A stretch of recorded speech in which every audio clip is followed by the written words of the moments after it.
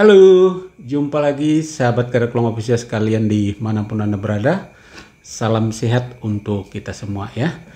Oke, sahabat Karir Peluang Official sekalian, pada kesempatan kali ini kita akan membahas topik terkait dengan DPR menyetujui transferan dana desa itu dari 1 miliar itu naik menjadi 2 miliar ya.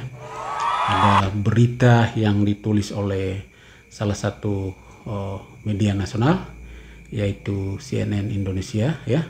Saya akan bacakan cuplikannya ya. Oke, setelah itu kita bahas. Oke, mantap. Ya, sahabat Karir Peluang Official sekalian, CNN Indonesia pada Senin 3 Juli 2023. Judul beritanya adalah DPR sepakati usulan kenaikan dana desa jadi Rp 2 miliar. Wow, luar biasa. Wah, ini informasi yang bagus sekali ya. Oke, Jakarta, CNN Indonesia. Rapat Panitia Kerja Panja Revisi Undang-Undang RUU Nomor 6 Tahun 2014 tentang Desa menyepakati usulan kenaikan dana desa sebesar 20% dari total dana transfer desa senilai Rp 70 triliun di APBN. Usulan itu disepakati mayoritas fraksi untuk masuk naskah revisi Undang-Undang Desa sebelum kemudian nantinya akan dibahas bersama pemerintah. Oke, ya. Sahabat Karir Peluang Official sekalian, jadi memang ini adalah sebuah informasi yang sangat mengembirakan ya bagi kita sekalian sebagai warga bangsa, dan terlebih khusus untuk saudara-saudari kita ya di pelosok negeri ini yang berada di desa dimanapun Anda berada. Saya kira ini informasi yang menarik ya, karena akan ada begitu banyak uang yang masuk ke desa kalian ya. Oke, sahabat Karir Peluang Official sekalian ya. Tentunya dana desa ini sangat berarti sekali ya bagi kemajuan suatu desa ya, karena dana desa ini akan meningkatkan pertumbuhan ekonomi di desa, membuka lapangan kerja, kemudian pembangunan infrastruktur dasar di desa, dan ada banyak hal yang bisa diperbuat di desa karena uang yang begitu besar, uang yang begitu banyak ditransfer langsung ke desa ya. Oke, jadi saya kira ini adalah informasi yang sangat menarik, tetapi menjadi catatan kritis juga ya bahwa ternyata dana desa ini sebelumnya juga menimbulkan banyak persoalan ya. Salah satunya adalah lembaga ICW meriset dari tahun 2015 sampai dengan tahun 2021 itu ada sekitar 433,8 miliar uang dana desa yang dikorupsi ya. Dan orang-orang yang terlibat dalam korupsi dana desa itu berjumlah sekitar 729 orang. Ini luar biasa. Dan lebih mengerikan lagi adalah pada tahun 2022 itu ada sekitar 1.000 lebih orang yang terlibat dalam tindak pidana korupsi dana desa ya. Jadi ini sangat mengerikan, informasi yang bagus ya, tetapi justru mengerikan juga ya. Saya kira tindak pidana korupsi terkait dengan penyalahgunaan dana desa ini, saya kira memang apa yang disampaikan oleh ICW adalah bahwa pengawasan yang belum maksimal ya. Ya, yang pertama adalah pengawasan yang belum maksimal, kemudian yang kedua adalah mungkin juga sumber daya manusia di tingkat desa yang tidak mampu ya, kemampuan mereka untuk yang pertama adalah bagaimana menggunakan dana yang begitu besar itu, kemudian kemampuan mereka untuk mengetahui tentang peraturan-peraturan yang berkaitan dengan tata kelola penggunaan dana desa juga mungkin minim ya. Intinya adalah literasi hukum mereka lemah, itu juga menjadi suatu penyebab atau aspek yang membuat mereka terjebak dalam tindak pidana korupsi ya. Barangkali mereka menganggap bahwa ini adalah uang gratisan ya, uang gratisan dari pemerintah pusat. Jadi mereka menggunakan seenaknya, mereka menggunakan dengan kesewenang-wenangan, dan pada akhirnya mereka harus terjebak dalam kasus tindak pidana korupsi, ya. Jadi saya kira ini yang menjadi suatu catatan kritis yang memang harus diperhatikan secara baik oleh pemerintah pusat, pemerintah daerah, dan juga oleh masyarakat setempat, ya, di mana dana itu akan masuk dan dana itu akan beroperasi di situ, ya. Jadi saya kira memang partisipasi publik juga memang perlu dalam mengawasi tata kelola penggunaan dana desa ini, ya. Oke. Itu yang pertama, ya. Masalah pertama adalah tentang kejahatan korupsi berkaitan dengan dana desa. Kemudian yang kedua itu adalah masalah, ya, saya kira ketidaksiapan dan ketidaksiapan desa juga, itu juga menjadi satu persoalan, ya. Jangan sampai uang yang begitu besar, uang yang begitu banyak, tetapi mereka tidak siap. Jadi akhirnya bahwa program yang dilakukan itu hanya sekedar memenuhi syarat, ya.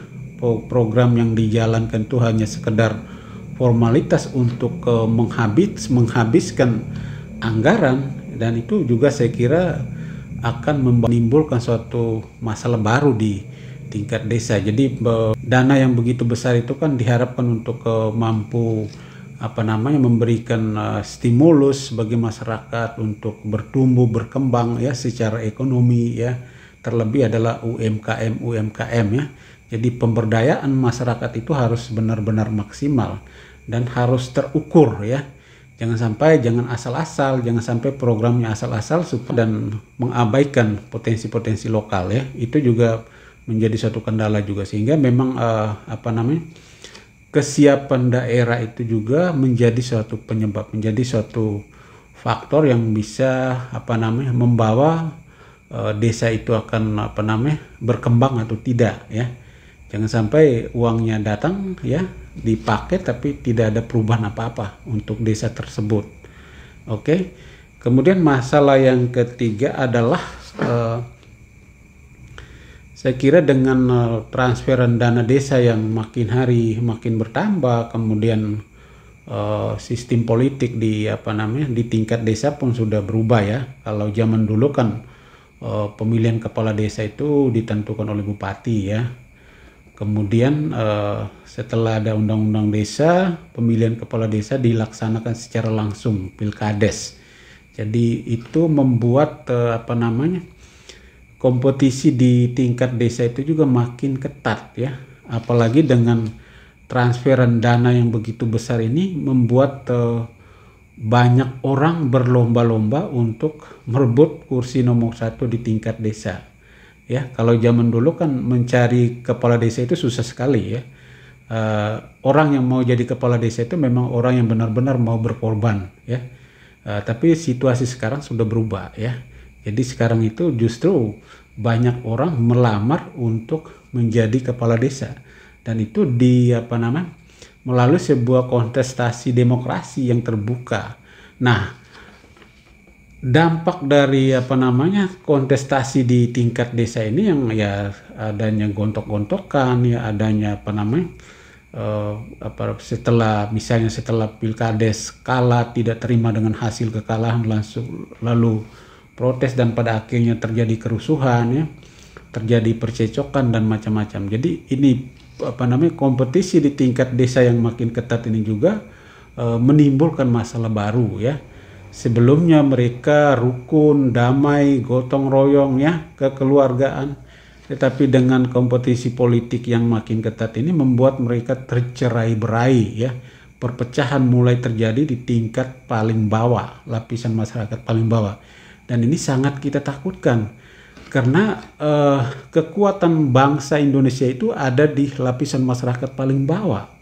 Jadi kalau tingkat paling bawah juga sudah mulai rasa kekeluarganya sudah mulai luntur, rasa persatuannya sudah mulai luntur, orang mulai masing-masing ego dengan pendapatnya sendiri, masing-masing ego dengan jagoannya masing-masing, maka cilaka sudah negeri ini, ya. Jadi memang ini catatan kritis ini memang perlu dipertimbangkan secara baik ya, perlu diperhatikan secara baik oleh para pemangku kepentingan ya. Jadi memang harus dipersiapkan secara baik bagaimana supaya pembangunan di desa itu tetap maju ya, pembangunan di desa itu tetap bertumbuh berkembang, tetapi tidak harus sebagian hilang daripadanya ya. Tidak perlu harus ada kehilangan rasa kekeluargaan, tidak perlu harus ada kehilangan rasa persaudaraan, gotong royong, kebersamaan ya. Jadi itu harus tetap terjaga, harus tetap dirawat. Seberapa banyak pun duit yang masuk ke desa, tetapi itu tidak sama harganya atau tidak sama nilainya dengan rasa kekeluargaan, rasa persatuan, dan rasa persaudaraan. Jadi teman-teman sahabat Karya Peluang Official sekalian, terutama teman-teman sahabat kita di desa, saya kira ini adalah informasi yang baik, yang bagus sekali. Kita dukung ya, karena dengan transferan dana yang begitu besar, saya kira akan ada banyak perubahan di tingkat desa. Dan ketika seluruh desa di Nusantara ini kalau sudah sejahtera, seluruh desa di Nusantara ini kalau sudah maju ya, saya kira itu adalah kemajuan bangsa dan negara kita. Jadi mari kita dukung dan mari kita sambut baik keputusan yang luar biasa ini. Walaupun keputusan ini terlihat ini kan keputusan menjelang pemilu 2024 ya. Jadi saya kira ini sebuah keputusan populis ya, tapi tidak masalah ya. Biarkanlah mereka menjadikan keputusan ini untuk jualan di pemilu 2024 ya, saya kira tidak soal. Yang penting adalah duit masuk ke rekening desa, dan itu akan membawa dampak yang luar biasa bagi perubahan di desa.